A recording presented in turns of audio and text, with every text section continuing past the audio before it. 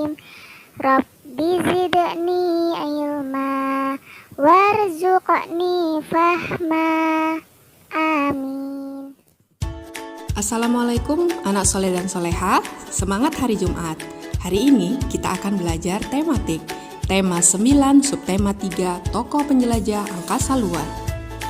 Perkembangan ilmu pengetahuan dan teknologi telah membawa manusia kepada pengetahuan baru, contohnya di bidang astronomi. Salah satu penemuan di bidang astronomi adalah penemuan mengenai teori heliosentris oleh Nicolaus Copernicus.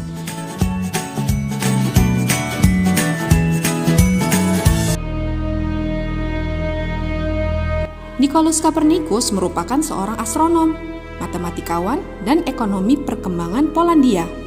Dia mengembangkan teori heliosentris tentang matahari sebagai pusat tata surya yang bermanfaat bagi ilmu pengetahuan selain tentang pusat tata surya. Nicolaus juga mengemukakan teori mengenai susunan planet dalam tata surya.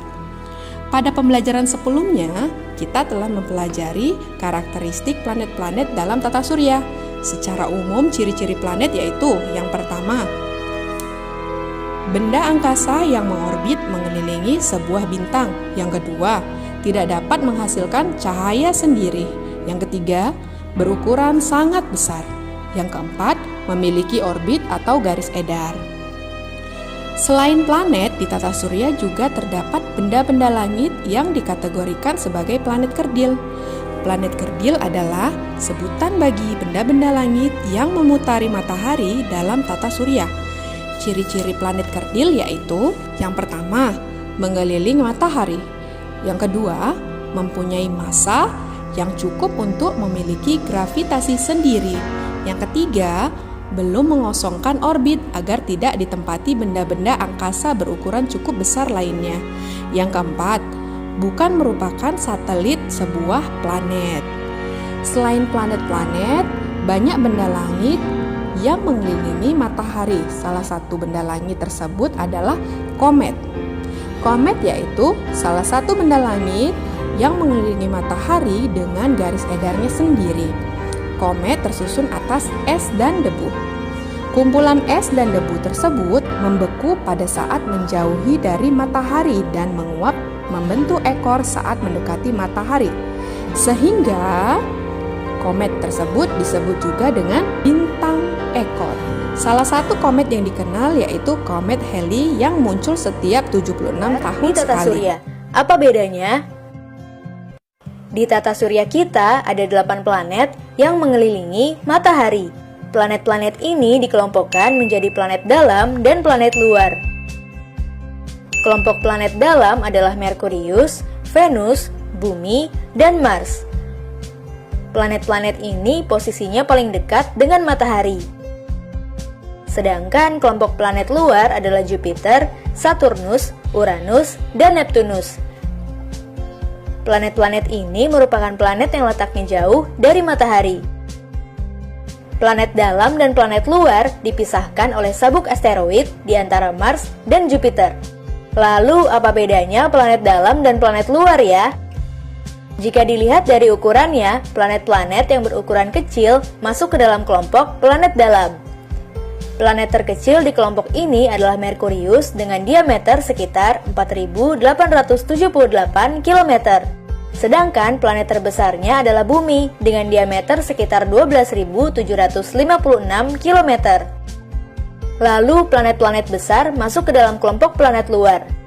Planet terkecil di planet luar adalah Neptunus dengan diameter 49.552 km. Sedangkan planet terbesarnya adalah Jupiter dengan diameter sekitar 142.985 km. Jika dilihat berdasarkan teori para ilmuwan, kita hanya bisa berdiri di atas permukaan planet dalam karena permukaannya merupakan benda padat. Namun, jika dilihat berdasarkan suhunya, kita hanya mungkin berdiri di bumi. Sebab di Merkurius dan Venus suhunya terlalu panas, sedangkan di Mars suhunya terlalu dingin. Sementara permukaan planet luar tersusun dari gas atau udara sehingga kita tidak akan bisa berdiri di sana. Jika dilihat dari rotasi planet, Planet dalam berputar cukup lambat pada sumbunya. Dalam kelompok planet dalam, planet yang berotasi paling lambat adalah Venus dengan durasi 243 hari. Sedangkan planet dengan rotasi tercepat adalah Bumi dengan durasi sekitar 23 jam 56 menit. Lalu, kelompok planet luar punya waktu rotasi yang lebih cepat. Dalam kelompok planet luar, planet yang berotasi paling lambat adalah Uranus dengan durasi 17 jam 15 menit. Sedangkan planet dengan rotasi tercepat adalah Jupiter dengan durasi sekitar 9 jam 55 menit.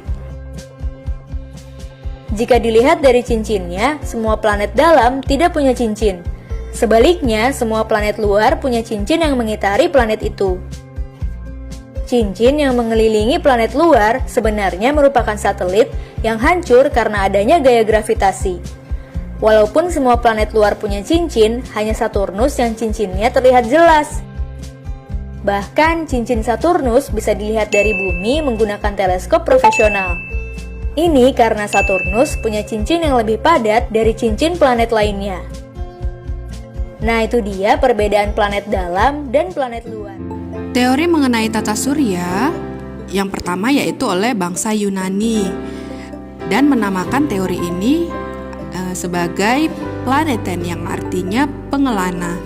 Teori yang selanjutnya mengenai tata surya berasal dari Aristoteles yang menyatakan bahwa alam semesta terdiri dari 55 bola sepus. Teori Ptolemeus menyatakan bumi sebagai pusat dalam semesta.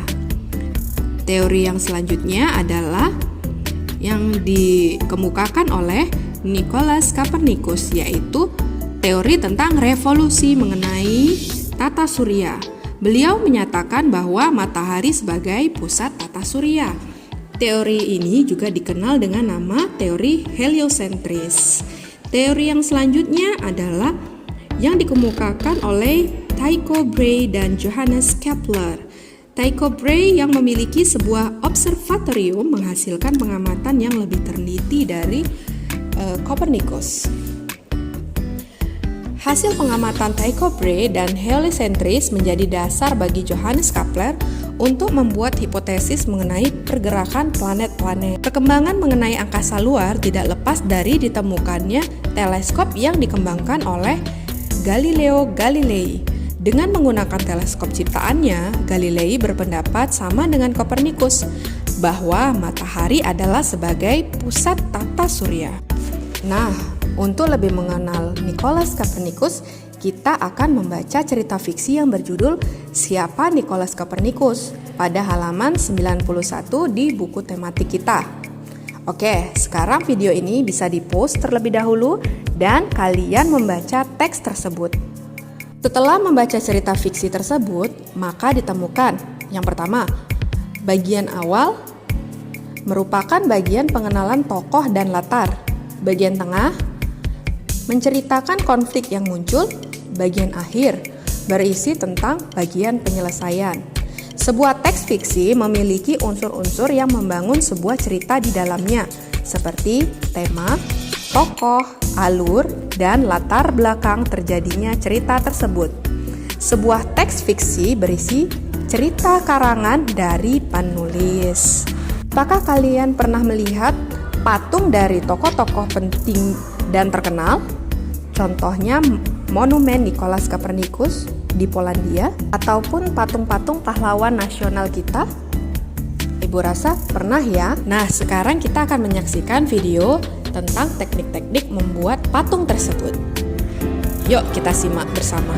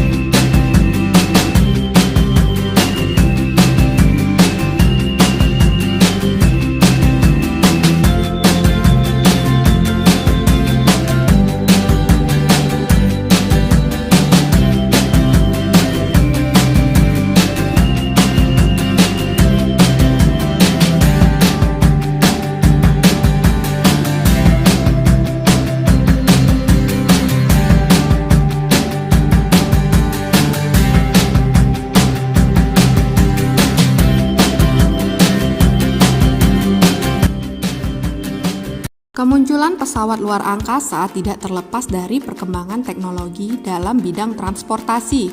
Alat transportasi mengalami perkembangan dari masa ke masa sesuai dengan kemajuan iptek. Penjelasan mengenai perkembangan dan modernisasi alat transportasi darat, laut, dan udara adalah sebagai berikut. Yang pertama adalah transportasi darat. Transportasi di Indonesia berupa kendaraan bermesin mulai diperkenalkan oleh kolonial Belanda. Sebelum kemunculan alat-alat transportasi yang menggunakan teknologi bermesin, masyarakat kita menggunakan tenaga hewan seperti delman dan atau menggunakan tenaga manusia itu sendiri seperti berjalan kaki. Berbeda dengan zaman dahulu, kini delman berubah fungsi hanya menjadi salah satu kendaraan yang lebih banyak digunakan di tempat wisata.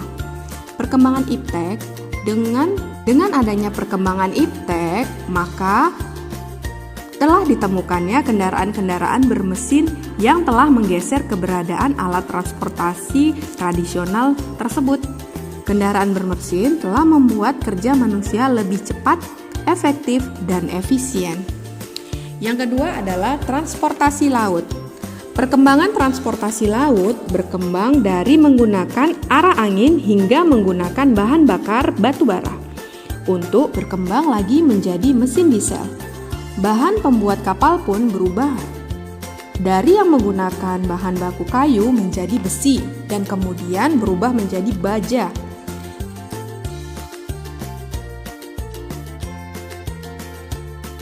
Yang ketiga yaitu transportasi udara. Perkembangan transportasi udara dimulai pertama kali sejak diluncurkannya balon angkasa, yaitu pada tahun 1783. Balon udara tersebut berhasil menerbangkan penumpang berupa hewan ternak. Balon udara mengalami perkembangan dengan munculnya pesawat dengan menggunakan baling-baling. Setelah penggunaan baling-baling, penggunaan turbin mulai digunakan oleh pesawat jet.